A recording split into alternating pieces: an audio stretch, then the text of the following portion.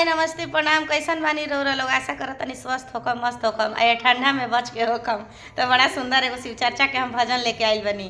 तो सुनी लोग हमार भजन कैसे बा।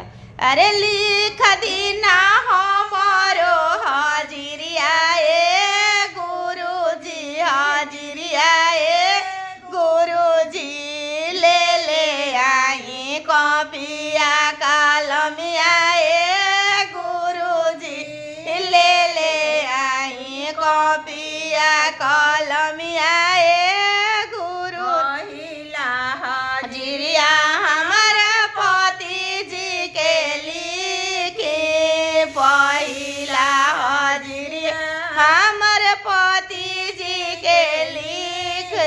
अरे बनल रहे हमारो सोहागवा ए गुरुजी, सोहागवा ए गुरुजी, ले आई कॉपिया